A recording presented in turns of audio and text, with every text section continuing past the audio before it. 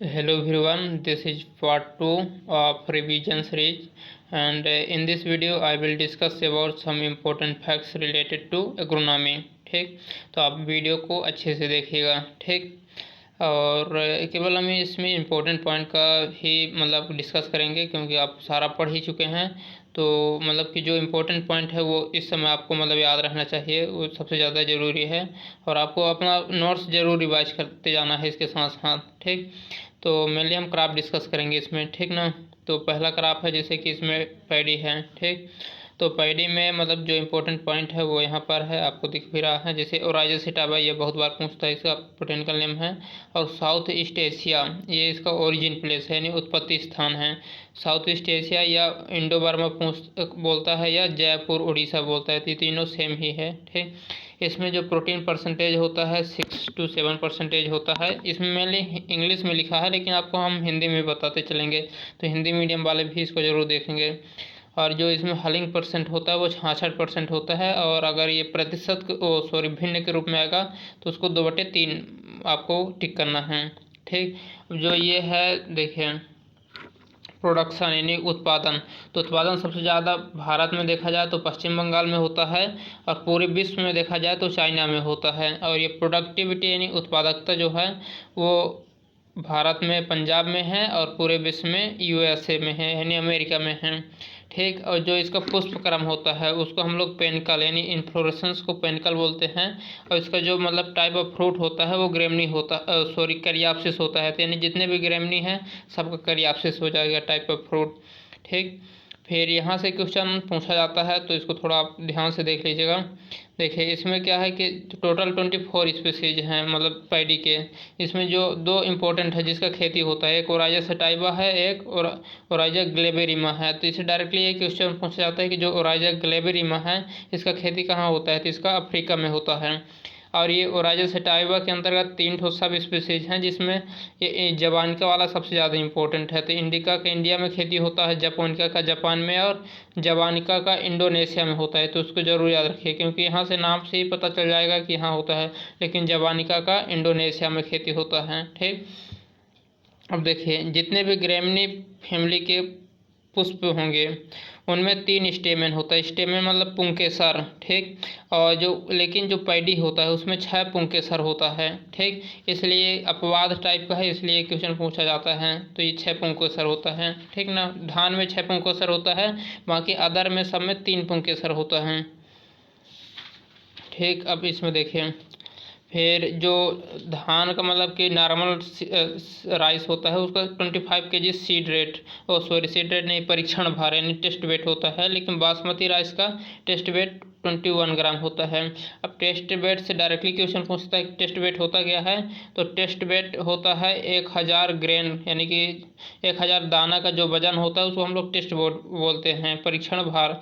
और जो 100 दाना का मतलब वजन होता है उसको हम लोग इंडेक्स वेट बोलते हैं। तो यहाँ से डायरेक्टली क्वेश्चन पूछा जाता है, तो इसको आप लोग ध्यान देंगे। ठीक, फिर ये जया पूछता है, तो ये इसको मायरेकल राइस ऑफ इंडिया यानी कि भारत के चमत्कारी धान कहते हैं।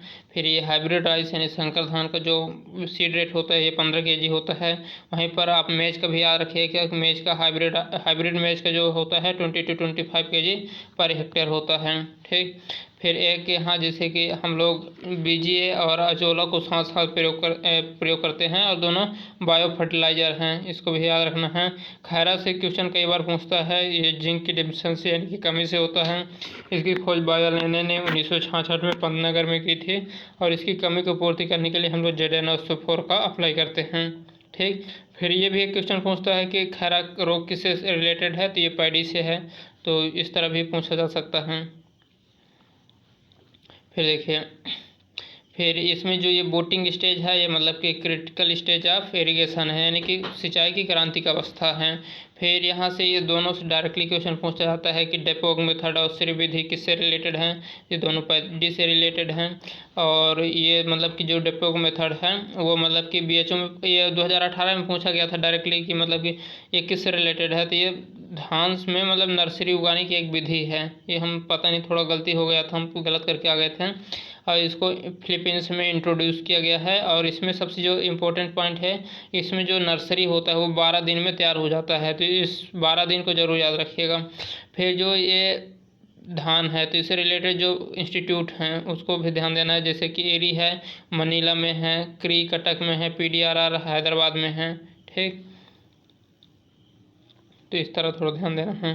फिर सेकंड क्रॉप है वो व्हीट है। ठीक, व्हीट में ट्रेटकमिस्टबम है 2n=42 है। इसका जो ओरिजिन प्लेस है साउथ वेस्ट एशिया है।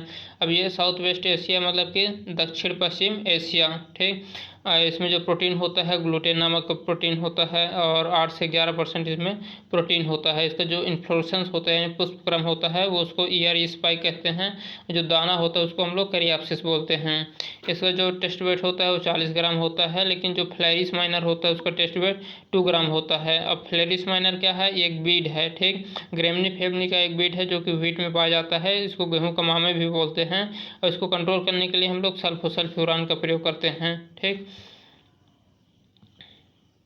फिर आगे देखिए, फिर एक ये दो चीज़ याद रखिए कि जो धान होता है जो गेहूं होता है तो गेहूं में जो उसका बौनेपन के लिए उत्तरदायी जीन है वो नारिन10 है, लेकिन धान में बौनेपन के लिए जो उत्तरदायी जीन है वो है डीजीवू जीन। बौनेपन मतलब ड्वार्फिंग के लिए। ठीक, अब हिंदी इंग्लिश दोनों बताएंगे क्योंकि कुछ लोग हिंदी मीडियम में हैं कुछ इंग्लिश मीडियम में, तो दोनों को दिक्कत ना हो। फिर देखिए यहाँ पर जैसे जो प्रोडक्शन है सबसे ज़्यादा यूपी में है, जो प्रोडक्टिविटी है वो पंजाब में है। ठीक, अब इसमें क्री स्टेज बहुत इंपॉर्टेंट है। ये क्रिटिकल स्टेज ऑफ इरिगेशन है, यानी कि सिंचाई की क्रांतिक अवस्था है, जो कि मतलब कि सबसे ज़्यादा इंपॉर्टेंट है। यानी कि अगर आपके पास केवल एक पानी है तो आप क्री स्टेज में अप्लाई करेंगे और ये 21 दिन में आता है। ठीक, क्राउन रूट इनिशिएशन स्टेज इसको बोलते हैं। फिर सीड रेट से भी यहाँ से क्वेश्चन पूछा जाता है। सीड रेट नॉर्मल है तो 100 kg पर हेक्टेयर, और अगर लेट या ब्रॉडकास्टिंग है तो 125 kg पर हेक्टेयर आपको अप्लाई करना होगा। क्रिटिकल से कई बार क्वेश्चन पूछा गया है। ये व्हीट इंटू राई के बीच क्रॉस होता है और ये इंटरजेनरिक क्रॉस है। ठीक, इंटरजेनरिक क्रॉस है और ये इसको फर्स्ट मैन मेड सीरियल भी बोला जाता है। और DT46 इसकी एक वैरायटी है। इसको बनाने वाले वैज्ञानिक का नाम है रिम्पू, जो कि 1890 में इसको बनाए थे। ये क्रिटिकल से भी इम्पोर्टेंट है। इसमें तो जो भी आपको डिस्कस कर रहे हैं सारा आपको क्रीम है तो आपको सारे को अच्छे से रट के रखना है। मतलब आपके ये मुंह में होना चाहिए, मतलब कि इसको अगर आप गलती करके आएंगे ना तो फिर मतलब आप नीचे जाएंगे। ठीक, फिर ये बारले हैं तो बारले का ये होडियम वल्गेयर है 2n=14 है। और डोलमा एक इसकी इंपॉर्टेंट वैरायटी है जो हस्कलेस है। हस्कलेस मतलब छिलका रहित है। ठीक, और इसमें ग्लूटीन नामक प्रोटीन नहीं पाया जाता है। फिर ये पर्ल मिलेट है तो पर्ल मिलेट यानी बाजरा, इसको पेनिसेटम ग्लाकम कहते हैं, 2n=14 है। और यह इसको दूसरा नाम पेनिसेटम अमेरिकेनम है भी है। ठीक, और इसमें हाइजेस्ट मिनरल होता है, यानी कि जो खनिज इसमें होता है वो सबसे ज़्यादा होता है। जितने भी सीरियल्स हैं उनमें सबसे ज़्यादा होता है, 2.7% होता है। और ये प्रोटोगाइनस होता है। प्रोटोगाइनस मतलब होता है कि प्रोटो मतलब पहले और गाइनस मतलब कि फीमेल पार्ट। तो इसमें पर मिलेट में क्या होता है कि जो फूल होता है तो उसमें एक मेल फूल होता है एक फीमेल फूल होता है। तो फीमेल फूल पहले मतलब मैच्योर हो जाता है और मेल फूल बाद में मैच्योर होता है, इसलिए इसमें क्रॉस पॉलिनेशन होता है। इस चीज़ को हम मतलब एक पर मिलेट वाला जब वीडियो बनाए थे उसमें अच्छे से डिस्कस किए थे तो आपको पता होगा, तो उतना हमको डिस्कस करने की ज़रूरत नहीं है। फिर सीड रेट है तो सीड रेट ये डायरेक्ट के लिए 4 to 5 kg पर हेक्टेयर है, ट्रांसप्लांटिंग के लिए 2 kg पर हेक्टेयर है। और HB1 इसकी मतलब कि फर्स्ट हाइब्रिड वैरायटी है। फिर सोरगम है तो सोरगम से कुछ important point. Sorghum bicolour इसका बोटेनिकल नेम हो गया, 2n=20 हो गया। अब ध्यान आपको ये देना है, देखिए जो बारले और बाजरा है, ठीक, एक मिनट, जो ये बारले और बाजरा है दोनों का जो 2n बराबर है वो 14 है। ठीक, और जो सोरगम और मेज है इन दोनों का 2n=20 है। तो ऐसे करके भी आप याद रख सकते हैं 2 नंबर। अब सोरगम का जो है इसका ओरिजिन प्लेस अफ्रीका है। इसका CSH1 फर्स्ट हाइब्रिड वैरायटी है। ठीक, कंबाइन का फिर 60 कभी कभी पूछ लिया जाता है। ये मतलब कि मेल स्टेराइल वैरायटी है, यानी कि क्या बोलते हैं इस हिंदी में नर नपुंसक वैरायटी है। ठीक, अब जो एशियन से क्वेश्चन पूछा जाता है, एशियन से ये भी पूछ लिया जाता है कि एशियन किस क्रॉप में पाया जाता है, तो ये सोरगम में पाया जाता है। ठीक, और ये मतलब कि रूट्स मतलब कि इसका जो सिंथेसिस होता है यानी बनता कहाँ है, रूट में बनता है, और इकट्ठा कहाँ होता है, लीफ यानी पत्ती में इकट्ठा होता है। और सोरघम को कैमल क्रॉप भी बोला जाता है। ठीक, फिर मेज है, मेज इंपॉर्टेंट है, ये जिया मेज इसका बोटेनिकल नेम हो गया, 2n/20 हो गया। इसको क्वीन ऑफ सीरियल भी कहते हैं, मतलब कि सीरियल की रानी भी कहते हैं। इसमें जीन नामक प्रोटीन पाया जाता है। ठीक, अब मोनोइसियस होता है। मोनोइसियस मतलब ये हो गया कि एक ही पौधे में अलग अलग जगह पर फीमेल और मेल फूल पाया जाना। तो ये डायरेक्टली 2018 में क्वेश्चन पूछा गया था। तो इसको आप यहाँ चित्र से देख सकते हैं। जो सिल्क होता है ये फीमेल होता है, जो टेसल होता है ये मेल होता है। एक ही पौधा में पाया जाता है और अलग अलग पार्ट में, यानी कि आप भुट्टा देखे होंगे जिसको हम लोग खाते हैं, वो फीमेल पार्ट होता है ऑफ द मेज, एंड जो टेसल होता है ऊपर होता है उसमें मेल पार्ट होता है ऑफ द मेज। ठीक, फिर जो ये प्रोटोइंट्रस नेचर का होता है। प्रोटोइंट्रस मतलब वीडियो हम डिस्कस किए थे, अगर आप लोग देखे होंगे मेज वाला, तो उसमें मैंने बताया था कि प्रोटोइंट्रस मतलब प्रोटो यानी पहले, इंड्रस मतलब मेल, यानी मेल पार्ट का पहले मैच्योर हो जाना, तो प्रोटोइंट्रस होता है। और यही इसका क्रॉस पॉलिनेशन का कारण होता है। एंड राइस एंड व्हीट जो है वो दोनों सेल्फ पॉलिनेटेड क्रॉप हैं। फिर ये 25 kg पर हेक्टेयर इसका हाइब्रिड सीड का सीड रेट है। और इसका जो स्पेसिंग है वो 16 to 20 सेंटीमीटर होता है। स्पेसिंग यू नो मतलब कि इसमें जो ये होता है रो टू रो, और ये इसमें प्लांट टू प्लांट डिस्टेंस। ठीक, वाइट वर्ड जो होता है वो जिंक की कमी से होता है। फिर शुगर कैन यानी गन्ना की हम बात करें तो गन्ना में जो सकेरामाफिस नेरम होता है इसको नोबल कैन कहते हैं। तो ये डायरेक्टली क्वेश्चन पूछा जाता है। इसका सबसे ज़्यादा प्रोडक्शन यूपी में है और प्रोडक्टिविटी तमिलनाडु में है। ठीक, और पूरे विश्व में देखा जाए तो प्रोडक्शन सबसे ज़्यादा ब्राज़ील में है। ठीक, फिर देखिए इसका जो एरो है मतलब इन्फ्लोरेसेंस यानी पुष्पक्रम है, उसको हम लोग एरो कहते हैं। और जब एरोइंग मतलब इसको मैच्योरिटी का पता, यहीं से एरो से मतलब हमको मैच्योरिटी का भी पता चलता है, यानी कि एरो आ गया तो मतलब कि वो मैच्योर हो गया, यानी कि वो परिपक्व हो गया। ठीक, फिर एक ये this is very important, you should know about this. देखिए C4 प्लांट जो होता है, तो C4 प्लांट होता है, इससे क्वेश्चन पूछा जाता है C3 C4 प्लांट से। तो ये 3-4 नाम है, इसको याद रखिएगा। These are the C4 plants, sugar cane, sorghum and maize, and एक अमरेंथस है।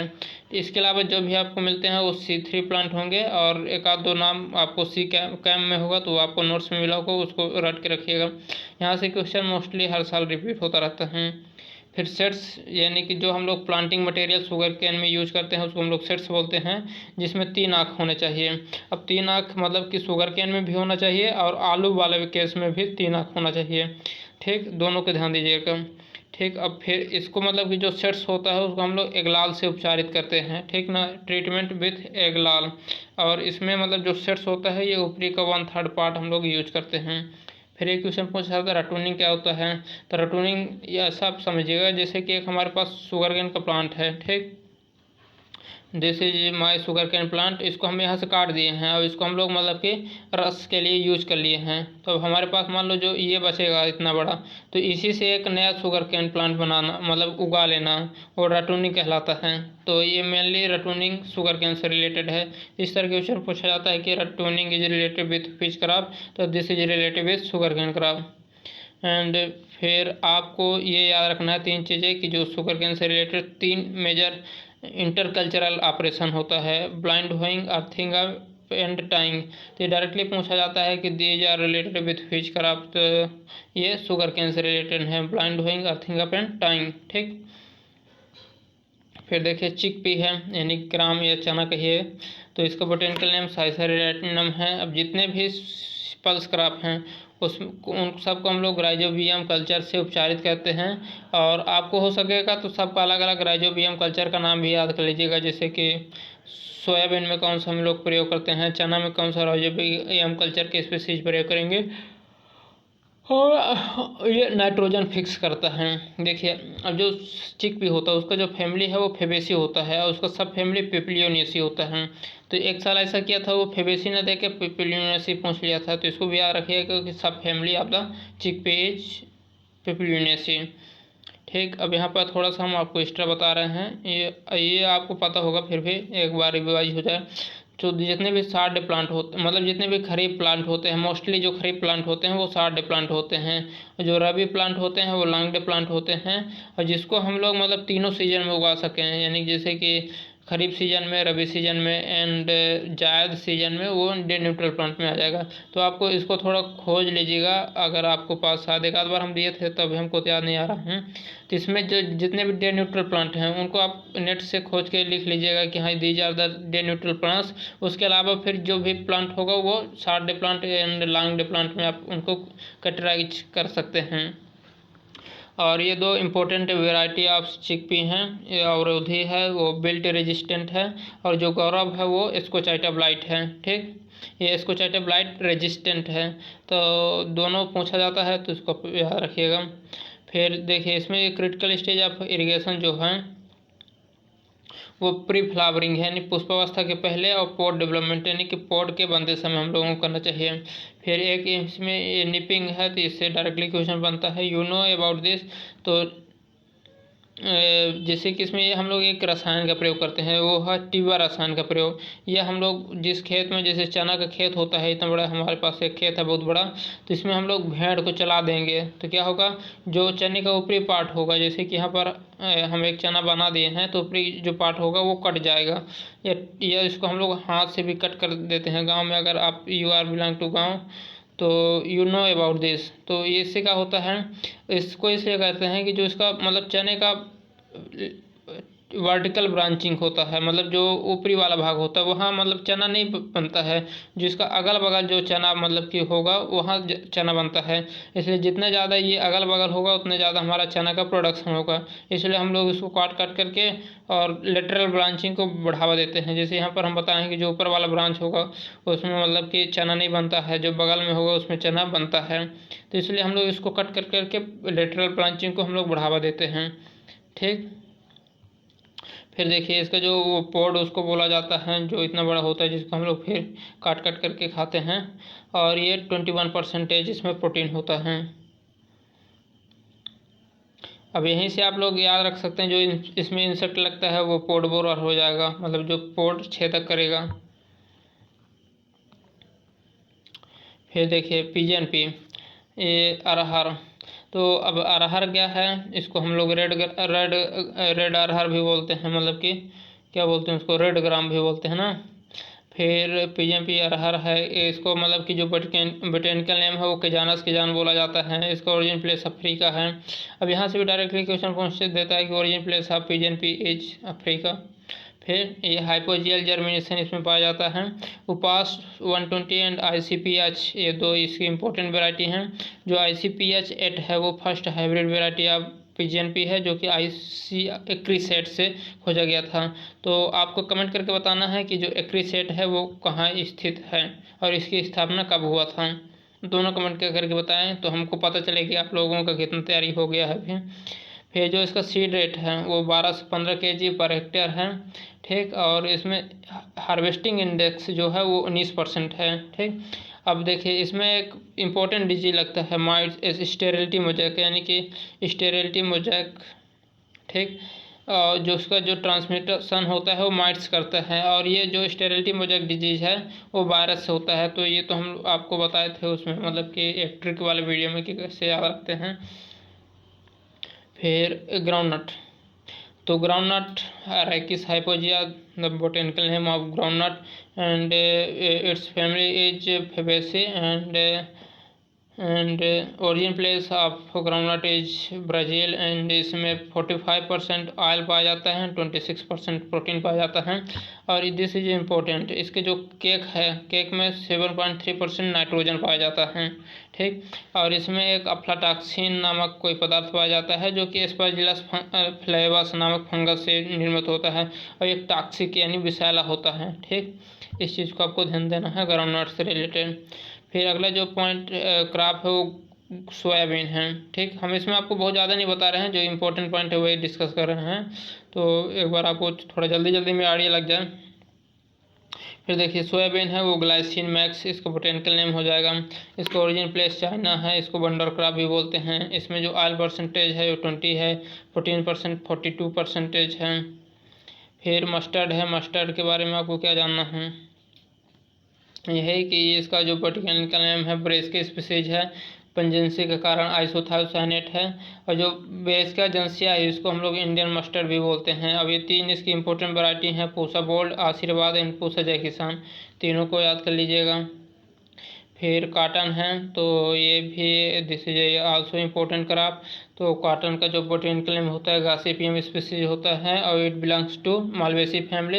एंड इससे रिलेटेड एक ये बीटी कॉटन है, इससे भी कई बार क्वेश्चन पूछा जाता है। तो बीटी यानी कि बैसिलस थुरिंजेंसिस, और जो कि इंसेक्ट रेजिस्टेंट ये होता है, और कॉटन में ये बालवर्म के प्रति रेजिस्टेंट है। और ओरिजिन प्लेस जो कॉटन का है यानी कपास का है वो इंडिया यानी भारत है।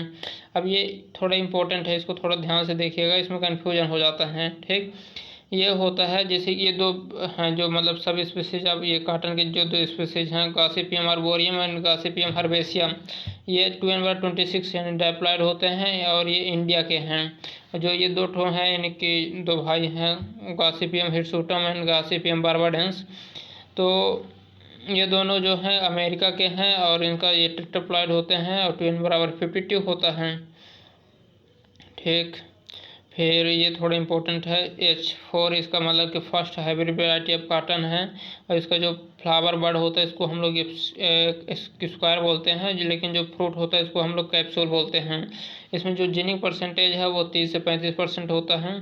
ठीक, अब इसमें जो लिटिल लीफ होता है वो जिंक की कमी से होता है और क्रिंकल लीफ होता है एमएन की अधिकता से होता है। दोनों में गलती न करिएगा, अच्छे से देख लीजिए, अच्छे से नोट्स बना लीजिए। लिटिल लीफ जिंक की कमी से होता है, क्रिंकल लीफ एमएन की अधिकता से होता है। ठीक, फिर देखो एरियालोमीटर से हम लोग मतलब कि फाइबर की मैच्योरिटी नापते हैं। अब ये 2 चीज़ है, कॉटन का जो एक बेल का जो वजन होता है 170 kg होता है और जूट के एक बेल का वजन 180 kg होता है। ठीक, अब यहाँ से आप ये समझ सकते हैं जो कॉटन होता है वो हल्का होता है और जो जूट होता है वो थोड़ा वजनी होता है कॉटन की अपेक्षा। फिर देखिए यहाँ पर जूट है तो जूट का जो बोटेनिकल नेम है कार्पोरस स्पीसीज है और it belongs to Tiliaceae family, और सबसे ज़्यादा प्रोडक्शन वेस्ट बंगाल में होता है। और इसका जो सीड रेट है वो 6 to 8 kg पर हेक्टेयर है। और इसमें एक रेटिंग बहुत फेमस है जिसके लिए कि जो वाटर का टेम्परेचर होना चाहिए वो 34 डिग्री सेल्सियस होना चाहिए। और these are the 2 important institute related to jute. पहला क्रीजैप जो कि बैरकपुर में है, जो दूसरा है निजैप्ट जो कि कोलकाता में है। ठीक, और शायद हाँ, these are the important points related to some crops of agronomy. और आप लोग इसको अच्छे से पढ़ लीजिए, और आपको अगर इस तरह से आपको हेल्पफुल हो रहा है तो कमेंट करके ज़रूर बताइएगा। इसी तरह हम और वीडियो लाएंगे, और आपको कुछ और नया इनिशिएटिव चाहते हैं हम लोग इस तरह से कि हम लोग मतलब कि आपकी हेल्प कर सकें इन दिस टाइम, तो आप लोग कमेंट करके ज़रूर बताएं, क्योंकि नया आइडिया मतलब कि किसी के माइंड में आए तो अगर आप लोग बताएंगे तो उस तरह हम लोग करेंगे तो आप लोगों को बेनिफिट होगा। तो आप लोग कमेंट करके अगर कुछ नया आइडिया आ रहा है तो ज़रूर बताएं, और पढ़ते रहें। थोड़ा प्रेशर अभी तो होगा ही, थोड़ा उसको मतलब रिड्यूस करके रखना है, थोड़ा मतलब कि योगा सोगा करते रहिएगा और मस्ती में रहिए, खाइए पीजिए। और आपको बीमार नहीं करना है कि मतलब कि 20-22 घंटा पढ़ दो, आराम से जिससे रेस से पढ़ते आए हो उसी रेस से पढ़ते रहो, और थोड़ा मस्ती भी करते रहो, हंसते रहो, गुनगुनाते रहो और पढ़ते भी रहो और मज़े से रहो। और सिलेक्शन लेना ही है, वो तो लास्ट एम ही है सबका। तो इसी तरह आप मस्ती में रहिए और पढ़ते रहिए। Thank you for watching this video. फिर नए वीडियो में हम एक नए टॉपिक के साथ मिलेंगे आप लोगों के साथ। Thank you for watching this video again.